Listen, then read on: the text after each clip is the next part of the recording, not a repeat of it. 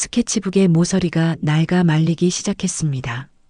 손가락으로 그 끝을 매만지며 나는 연필심이 종이에 닿는 소리에만 집중했습니다.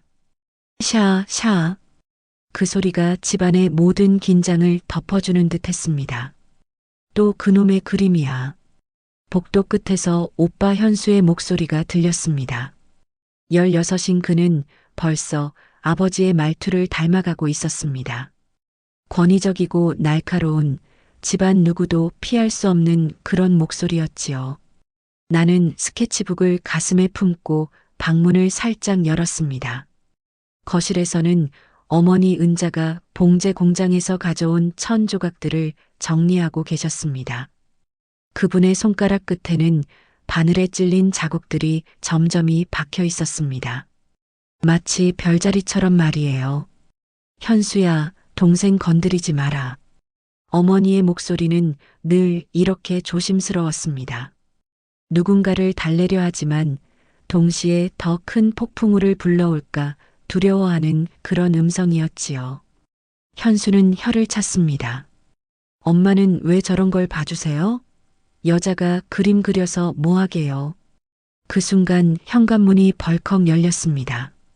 아버지 춘식이 돌아온 것입니다. 술 냄새가 복도를 타고 흘러왔습니다. 어머니의 어깨가 움츠러들었고 현수는 곧바로 입을 다물었습니다. 아버지는 거실을 가로질러 부엌으로 향했습니다. 발걸음이 무겁고 불규칙했습니다. 냉장고 문을 거칠게 열고 닫는 소리, 물컵이 싱크대에 부딪히는 소리가 연달아 났습니다. 일자리가 또 없어졌어. 아버지의 말에 집안이 더욱 조용해졌습니다. 어머니는 천 조각을 접는 손을 멈췄고 현수는 숨소리마저 죽였습니다. 나는 방문 틈새로 그 광경을 지켜보았습니다. 아버지의 등이 구부정하게 굽어 있었지요. 한때는 당당했을 그 어깨가 이제는 무언가에 짓눌린 것 같았습니다. 공장들이 다 서울로 올라간대. 이 동네엔 더 이상 일자리가 없어. 괜찮아요. 제가 더 일하면 되니까요. 어머니의 대답이었습니다. 그러나 아버지는 주먹으로 식탁을 내려쳤습니다. 컵들이 덜그럭 소리를 냈습니다. 남편 먹여 살릴 여자를 구하려고 결혼한 게 아니야. 그 순간 안방에서 작은 울음소리가 났습니다. 여동생 아라였습니다. 9살인 아라는 큰 소리만 나도 이불 속으로 파고드는 아이였습니다. 나는 스케치북을 바닥에 내려놓고 아라의 방으로 갔습니다. 언니, 아라가 이불 속에서 작은 목소리로 불렀습니다. 나는 그 아이 곁에 앉아 등을 토닥여 주었습니다. 괜찮아. 금방 조용해질 거야. 하지만 그건 거짓말이었습니다. 이 집은 결코 조용해지지 않았으니까요. 아버지의 실직이 반복될수록 술이 늘어날수록 집안의 긴장은 더욱 팽팽해졌습니다. 현수는 그런 아버지를 닮아가며 점점 권위적으로 변했고 어머니는 모든 것을 혼자서 감당하려 애쓰셨습니다. 거실에서 다시 큰 소리가 났습니다. 무언가 깨지는 소리였습니다. 아라가 내 팔을 꽉 잡았습니다. 언니, 우리 어떻게 될까요? 나는 대답할 수 없었습니다. 대신 아라의 머리를 쓰다듬으며 창밖을 바라보았습니다. 공단 마을의 회색 지붕들이 끝없이 펼쳐져 있었습니다. 연기를 뿜어내는 굴뚝들, 먼지투성이의 골목길, 그리고 그 모든 것을 덮고 있는 겨울 하늘. 그때 바닥에 놓인 스케치북이 눈에 들어왔습니다. 아까 그리다 만 그림이 보였습니다. 새 한 마리가 우리 안에 갇혀 있는 모습이었습니다. 새의 눈은 간절했고 날개는 우리 철창에 부딪혀 있었지요. 언니가 그린 새 예뻐요. 아라가 스케치북을 가리키며 말했습니다. 나는 그 아이의 손을 잡았습니다. 아라야, 이 새가 언젠가 날아갈 수 있을까? 물론이에요. 새는 하늘을 날기 위해 태어났잖아요. 아라의 대답이 가슴 깊이 스며들었습니다. 그렇습니다. 새는 하늘을 날기 위해 태어난 것이지요. 그리고 나도, 아라도, 어머니도 이 좁은 우리 안에서 평생을 보내기 위해 태어난 건 아닐 테니까요. 거실의 소음이 차츰 잦아들었습니다. 아버지가 안방으로 들어가는 발소리가 들렸습니다. 어머니는 여전히 천 조각들을 정리하고 계셨고 현수는 자기 방으로 돌아갔습니다. 나는 스케치북을 다시 집어들었습니다. 새의 그림 옆에 작은 문을 그려넣기 시작했습니다. 우리에 달린 작은 문을 말이에요. 그리고 그 문 너머로 이어지는 길도 그렸습니다. 스케치북 속 선 하나가 내 숨구멍이었습니다. 그날 밤 나는 침대에 누워 천장을 바라보았습니다. 얇은 벽 너머로 아버지의 코 고는 소리와 어머니의 작은 한숨 소리가 들렸습니다. 아라는 내 옆에서 깊게 잠들어 있었고 현수의 방에서는 라디오 소리가 새어나왔습니다. 이 집은 언제나 이렇게 각자의 소리로 가득했습니다. 하지만 그 소리들은 서로 어우러지지 않았습니다. 마치 다른 곡을 연주하는 악기들처럼 불협화음만을 만들어낼 뿐이었지요. 창밖으로는 공단의 불빛들이 깜빡였습니다. 밤늦게까지 일하는 사람들의 불빛이었습니다. 어머니도 내일이면 다시 그 불빛 아래에서 바늘과 실을 잡을 것입니다. 손가락 끝의 상처는 더 깊어질 것이고 등은 더 구부러질 것입니다. 나는 베개 밑에 숨겨둔 스케치북을 꺼냈습니다. 어둠 속에서도 그 감촉만으로 위안을 얻을 수 있었습니다. 언젠가 이 스케치북의 새들이 모두 날아갈 수 있기를, 그리고 우리도 함께 날아갈 수 있기를 빌었습니다. 그런데 그때 복도에서 작은 발소리가 들렸습니다. 현수였습니다. 그 아이가 우리 방문 앞에서 멈춰 서는 소리가 났습니다. 마치 무엇인가를 엿보려는 것 같았지요. 그 순간 나는 깨달았습니다. 이 집에서는 심지어 잠들 때도 조심해야 한다는 것을, 꿈꾸는 것조차 허락되지 않는다는 것을. 하지만 동시에 다른 생각도 들었습니다. 변화의 바람이 불어오고 있다는 것을. 이게 내가 그린 거니? 최미란 선생님이 내 스케치북을 들어 올리셨습니다. 미술실 창가로 들어오는 오후 햇살이 그림 위에 떨어졌습니다. 우리의 갇힌 새를 그린 바로 그 그림이었지요. 네, 선생님. 참 잘 그렸구나. 새의 눈빛이 살아있어. 선생님은 스케치북을 넘겨가며 다른 그림들도 살펴보셨습니다. 골목길의 고양이, 공장 굴뚝에서 나는 연기, 빨랫줄에 걸린 낡은 옷들, 모두 우리 동네에서 본 것들이었습니다. 너는 사물을 관찰하는 눈이 특별해. 선생님이 보기에는 미술대회에 출품해 볼 만해. 심장이 쿵 하고 뛰었습니다. 미술대회라니. 그런 건 텔레비전에서나 보던 일이었습니다. 정말요? 전북 학생 미술대회가 다음 달에 있어. 한번 도전해 보지 않을래? 선생님의 제안에 온몸에 전기가 흐르는 것 같았습니다. 하지만 동시에 불안감도 밀려왔습니다. 집에서 그림 그리는 것도 눈치를 봐야 하는데 대회 같은 건 어떻게 말씀드리지요? 생각해보고 내일 대답할게요. 그래, 천천히 생각해봐. 참, 이건 비밀인데. 선생님이 목소리를 낮추셨습니다. 상금도 꽤 나와. 1등은 10만 원이야. 10만 원. 어머니가 공장에서 한 달 동안 일해야 받을 수 있는 돈이었습니다. 그 돈이면 아라한테 새 옷도 사줄 수 있고 어머니 손가락 약도 살 수 있을 것입니다. 집으로 돌아가는 길 발걸음이 가벼웠습니다. 골목길의 회색 담벼락도 녹슨 철문들도 오늘만큼은 다르게 보였습니다. 마치 그림 속 풍경처럼 의미가 있어 보였지요. 현관문을 열고 들어서니 거실에서 텔레비전 소리가 났습니다. 현수가 뉴스를 보고 있었습니다. 어머니는 부엌에서 저녁 준비를 하고 계셨고 아라는 숙제를 하고 있었지요. 어머니, 부엌으로 들어가 조심스럽게 말을 꺼냈습니다. 선생님이 제 그림을 보시고 대회에 나가보라고 하셨어요. 대회? 어머니가 손을 멈추고 돌아보셨습니다. 그분의 눈에 작은 기대가 스쳤습니다. 미술대회예요. 상도 받을 수 있다고 하시고. 그래, 우리 딸이 그렇게 잘 그려? 어머니의 목소리에 자랑스러움이 섞여 있었습니다. 하지만 곧이어 걱정스러운 표정이 되셨지요. 그런데 아버지가 뭐라고 하실까? 바로 그때 현관문이 열렸습니다. 아버지가 돌아온 것입니다. 오늘도 술 냄새가 났지만 어제보다는 덜했습니다. 아마 면접을 보고 오신 것 같았지요. 아버지는 거실에 앉아 현수와 함께 뉴스를 보기 시작했습니다. 경제가 어렵다는 이야기, 공장들이 문을 닫는다는 이야기들이 흘러나왔습니다. 면접은 어떠셨어요? 어머니가 조심스럽게 물었습니다. 글쎄, 사람은 많이 뽑는데 조건이 까다로워.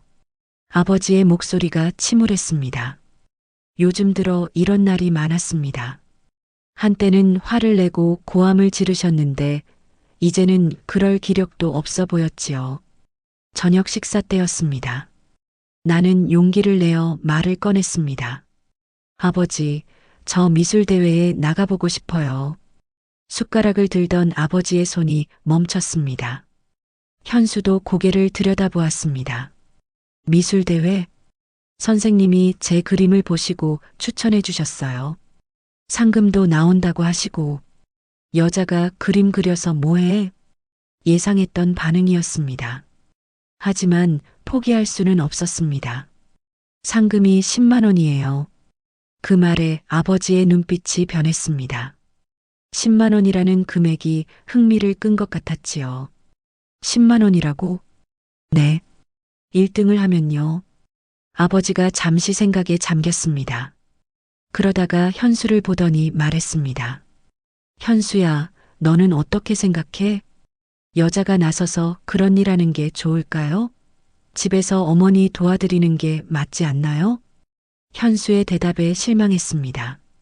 언제부터 오빠가 이렇게 완고해졌을까요? 예전에는 내 그림을 예쁘다고 했던 오빠였는데 말이에요. 그래, 현수 말이 맞아. 여자는 집안일이나 배워야지. 아버지의 최종 판결이었습니다.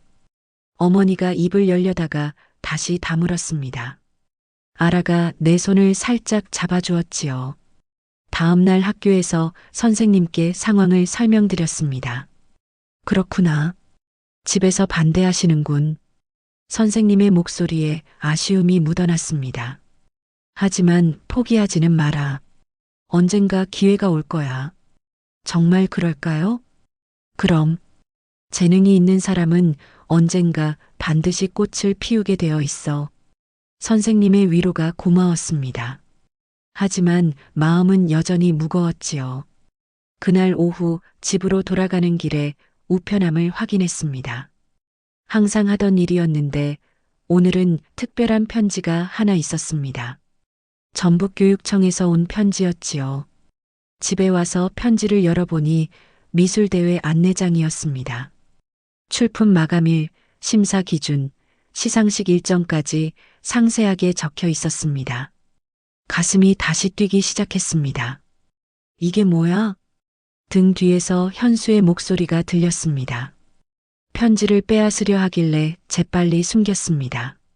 아무것도 아니야. 아무것도 아닌 걸 왜 숨겨? 그때 아버지가 나타났습니다. 현수가 상황을 설명하자 아버지의 얼굴이 굳어졌습니다. 편지 내놔. 어쩔 수 없이 편지를 건네드렸습니다. 아버지는 안내장을 훑어보시더니 갑자기 그것을 찢어버렸습니다. 여자가 공부해서 뭐 하냐고 했지? 편지 조각들이 바닥에 흩어졌습니다. 내 꿈의 파편들처럼 보였지요.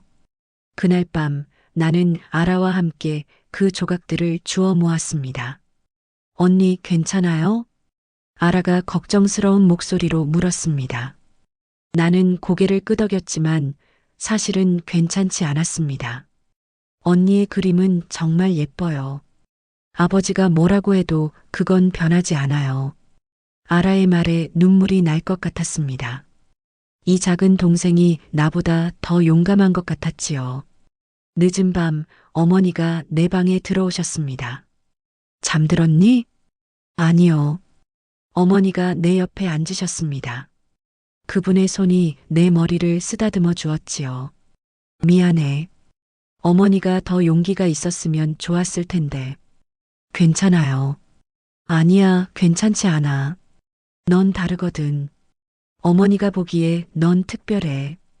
어머니의 목소리가 떨렸습니다. 그러니까 포기하지 마. 지금은 안 되어도 언젠가는 기회가 올 거야. 어머니가 나간 후 나는 베개 밑에서 스케치북을 꺼냈습니다. 찢어진 편지 조각들을 사이에 끼워 두었지요. 언젠가 다시 붙여서 읽어보기 위해서요. 창밖으로 공단의 불빛들이 여전히 깜빡였습니다. 어둠 속에서도 일을 멈추지 않는 사람들처럼 나도 꿈을 멈추지 않겠다고 다짐했습니다. 스케치북에 새로운 그림을 그리기 시작했습니다. 이번에는 우리가 아니라 넓은 하늘을 그렸습니다. 그 하늘을 자유롭게 나는 새들을 그렸지요. 내 꿈은 종이 조각처럼 바닥에 흩어졌습니다. 하지만 연필은 버리지 않았습니다. 그 연필이 언젠가 나를 그리고 우리 모두를 구해낼 것이라고 믿었습니다. 그날 밤 꿈에서 나는 날고 있었습니다. 정읍의 회색 지붕들 위로 공단의 굴뚝들 너머로 그 누구도 가본 적 없는 자유로운 하늘을 향해서 말이에요. 아버지의 손이 어머니의 뺨을 때린 소리가 집안에 울렸습니다. 짝! 그 소리와 함께 모든 것이 멈춘 것 같았습니다. 시계 소리도, 바깥의 자동차 소리도, 심지어 내 숨소리까지도 말이에요. 또 면접에서 떨어졌다고?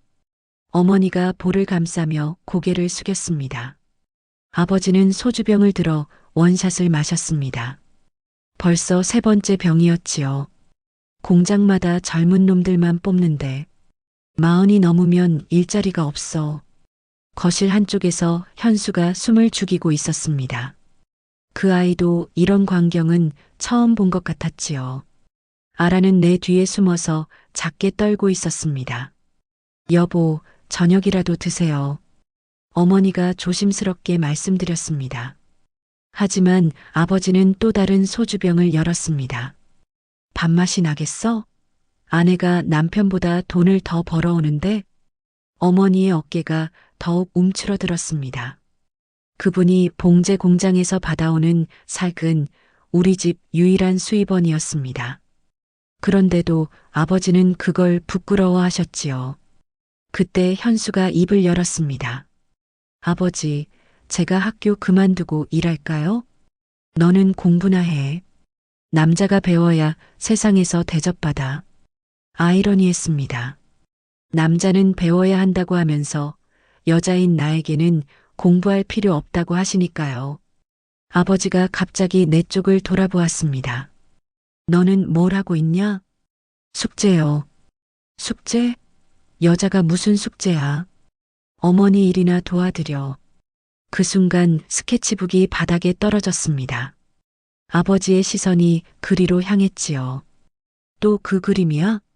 아버지가 스케치북을 집어들었습니다. 페이지를 넘기면서 인상을 찌푸렸습니다. 이런 걸 그려서 뭐해? 시간 낭비지. 아버지, 그건 제가. 입 닥쳐. 아버지가 스케치북을 던졌습니다.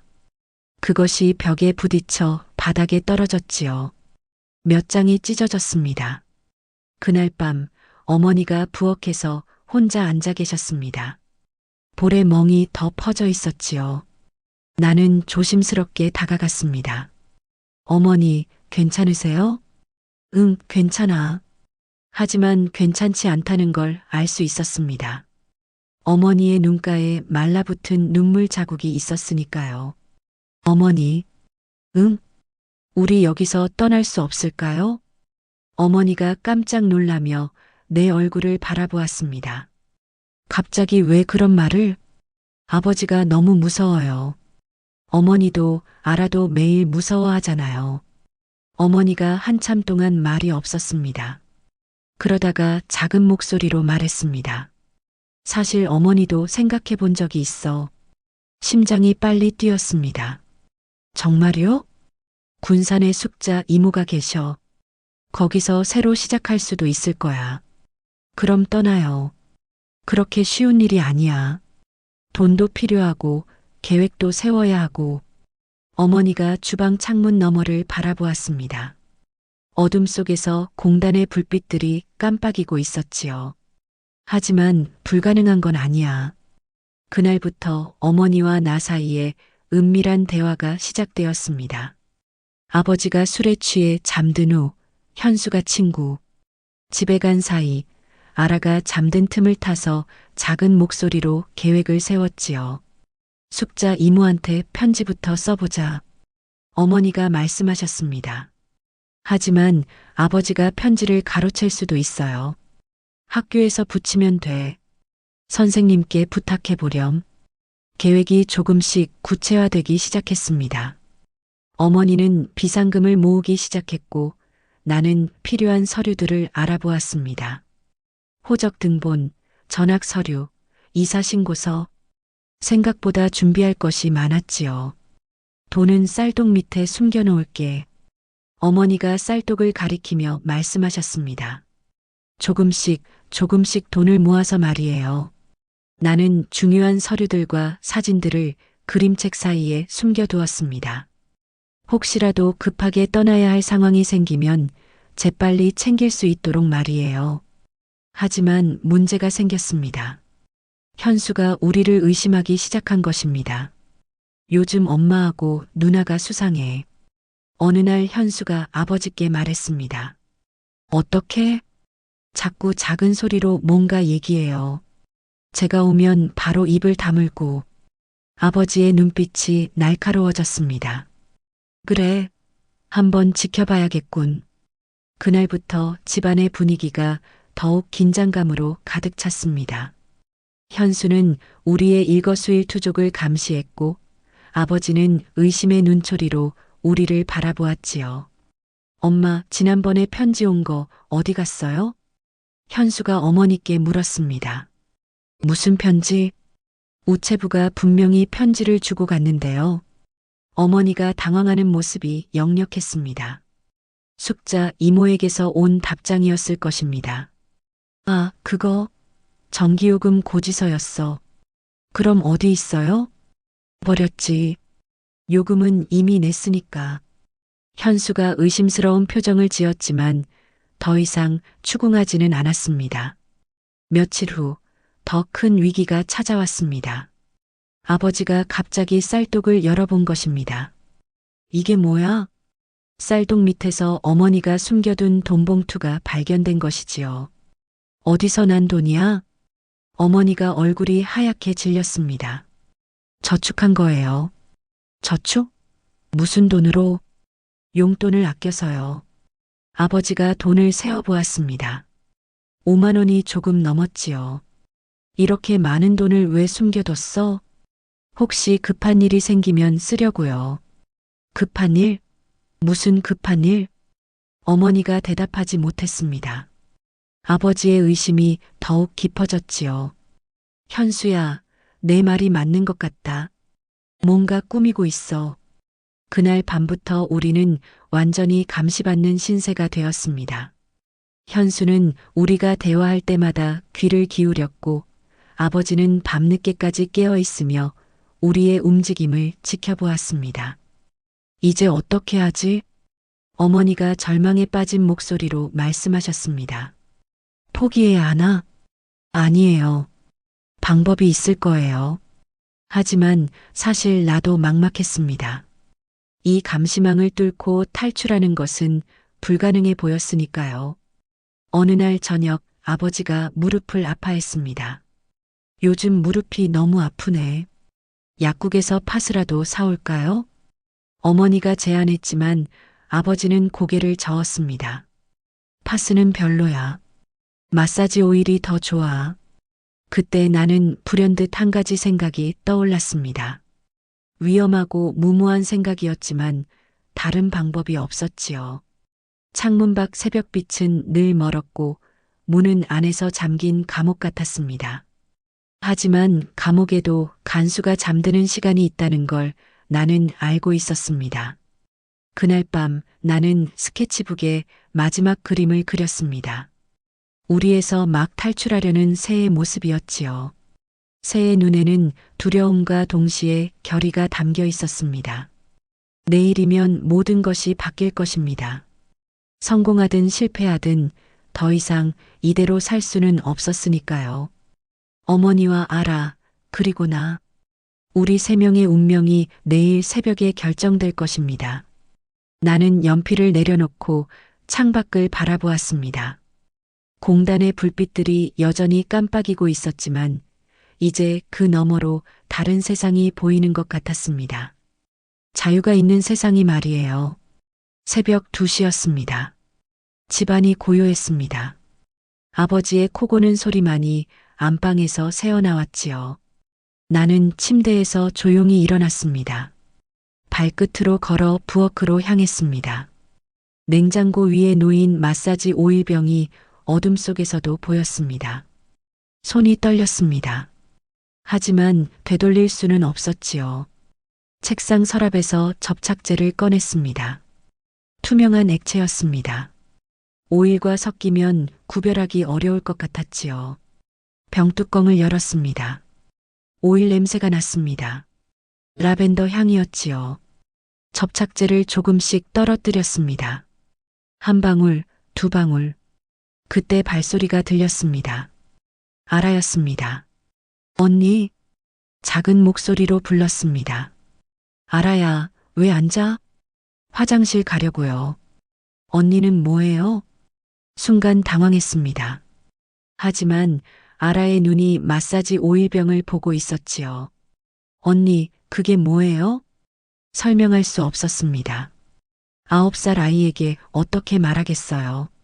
아라야, 언니 말 잘 들어. 아무한테도 말하면 안 돼. 아라가 고개를 끄덕였습니다. 그 아이의 눈에는 무언가를 이해한 듯한 표정이 있었지요. 언니, 우리 떠나는 거예요? 응. 언제요?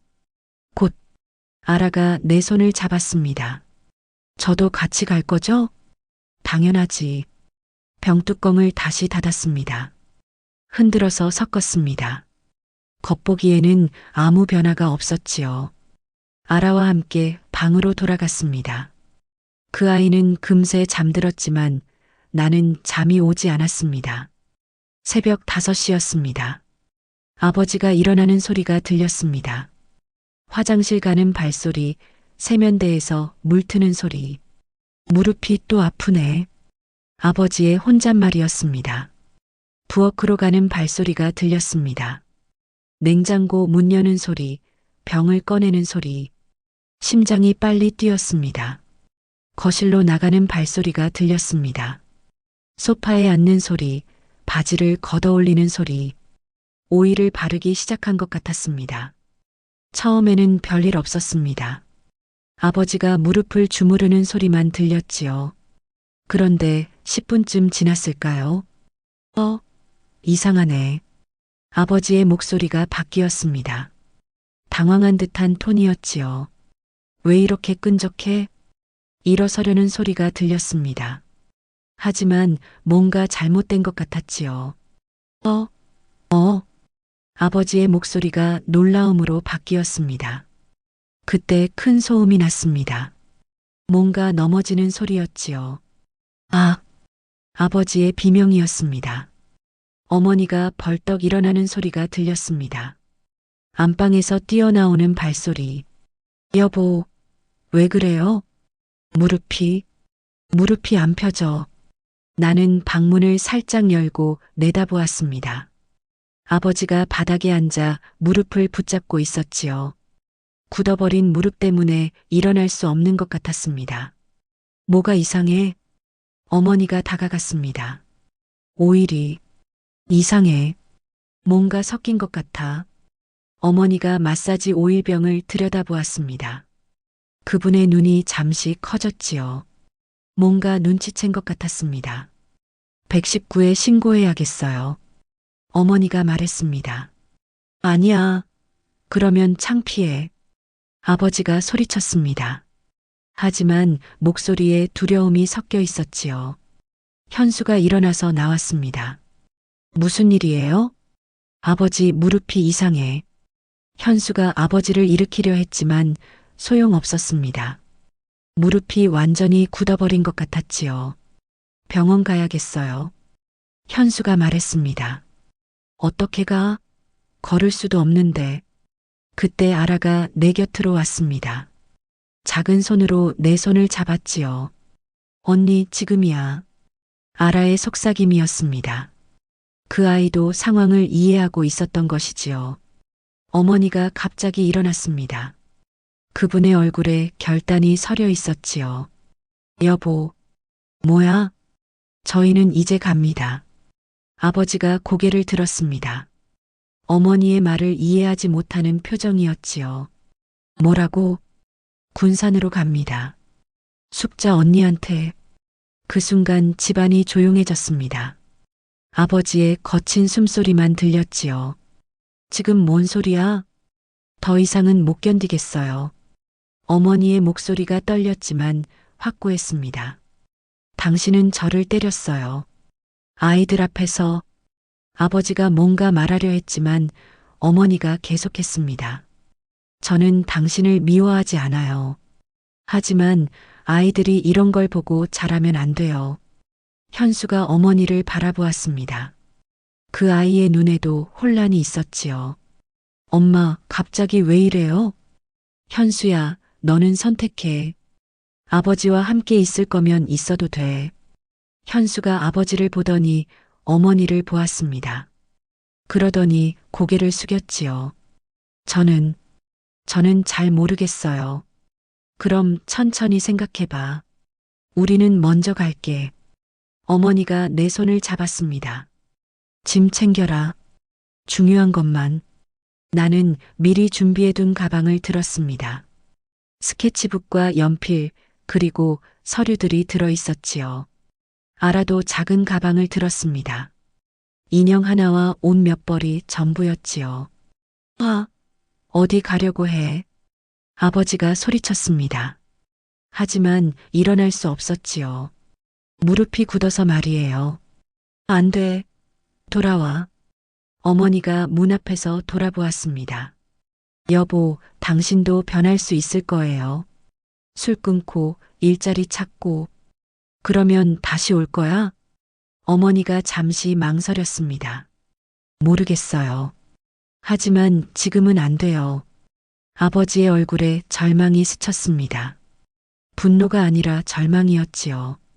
제발, 가지 마. 처음으로 아버지가 애원하는 목소리를 냈습니다. 어머니가 눈물을 닦았습니다. 미안해요. 정말 미안해요. 우리는 집을 나섰습니다. 새벽 공기가 차갑게 느껴졌지요. 버스 정류장까지 걸어갔습니다. 군산행 첫 차가 6시에 있었습니다. 정말 괜찮을까?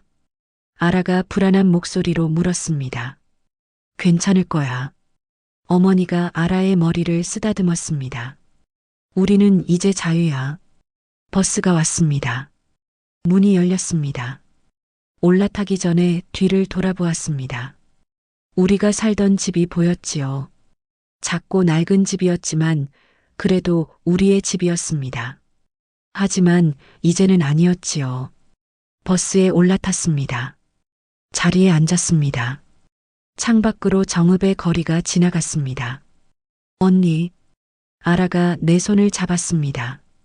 우리 정말 자유가 된 거예요? 나는 고개를 끄덕였습니다. 응, 이제 정말 자유야. 그 순간 가슴이 펼쳐지는 느낌이었습니다. 마치 우리에서 나온 새가 처음으로 날개를 펼치는 것 같았지요. 비명보다 큰 건 우리 심장의 박동이었습니다. 자유가 손에 닿을 듯 했습니다. 버스가 정읍을 벗어났습니다. 새로운 세상을 향해 달려가고 있었지요. 뒤돌아보지 않았습니다. 앞만 보고 갔습니다. 그곳에 우리의 새로운 삶이 기다리고 있을 것이라고 믿으면서 말이에요. 버스가 군산역에 도착했을 때 숙자 이모가 기다리고 계셨습니다. 은자야. 두 자매가 껴안았습니다. 오랜만에 만남이었지요. 이모는 어머니보다 키가 작았지만 눈빛은 더 단단해 보였습니다. 애들이 많이 컸네. 이모가 나와 아라를 번갈아 보며 말씀하셨습니다. 힘들었겠다. 하지만 이제 괜찮을 거야. 이모의 집은 바닷가 근처에 있었습니다. 작지만 따뜻한 집이었지요.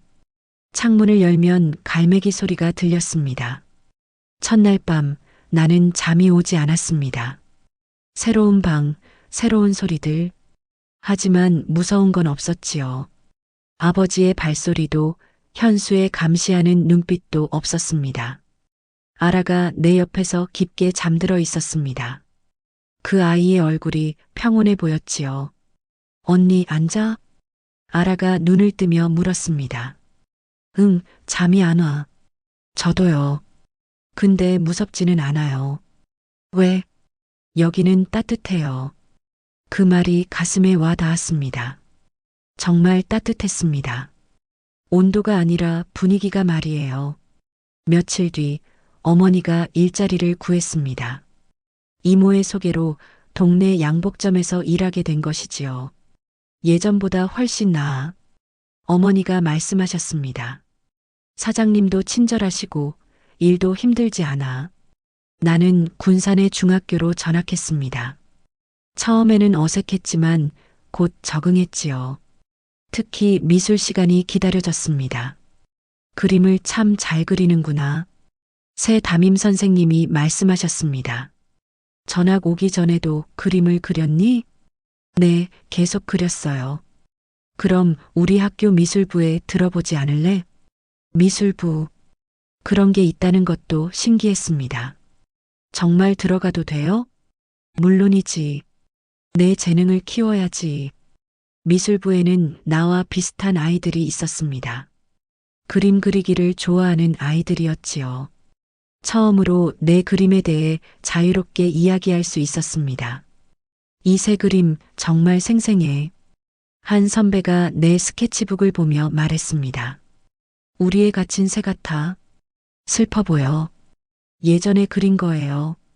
지금은 어떤 그림을 그리고 싶어? 생각해보니 달라졌습니다. 이제는 우리의 갇힌 새가 아니라 하늘을 나는 새를 그리고 싶었지요. 몇 달 후 학교에서 작은 전시회가 열렸습니다. 미술부 학생들의 작품을 전시하는 행사였지요. 내 그림도 전시해보자. 선생님이 제안하셨습니다. 집에 와서 어머니께 말씀드렸습니다. 전시회에 제 그림을 걸어요. 정말? 우리 딸이? 어머니의 얼굴이 환해졌습니다. 꼭 보러 갈게. 전시회 당일 어머니와 아라 그리고 숙자 이모까지 모두 오셨습니다. 내 그림 앞에서 오랫동안 서 계셨지요. 정말 잘 그렸다. 이모가 말씀하셨습니다. 이제 진짜 자유로운 새 같아. 그렇습니다.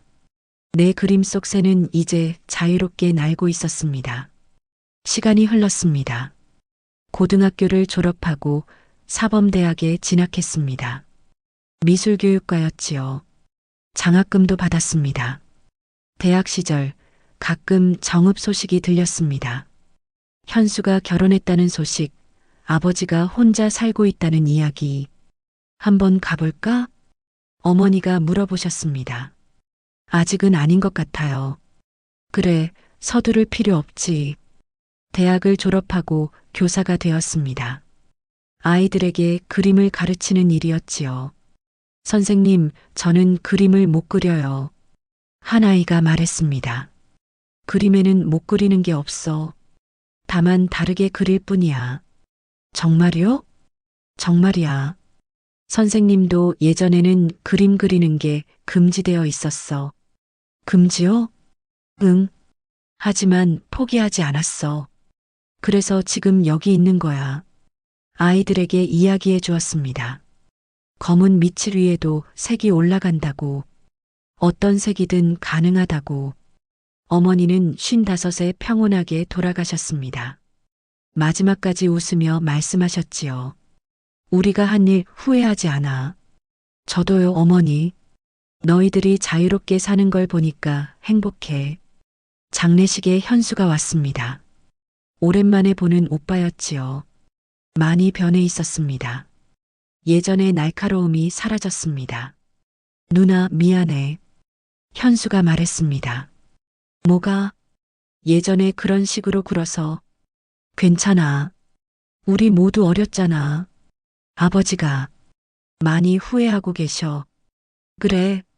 누나 그림이 신문에 났을 때 스크랩해 놓으셨어. 가슴이 뭉클했습니다.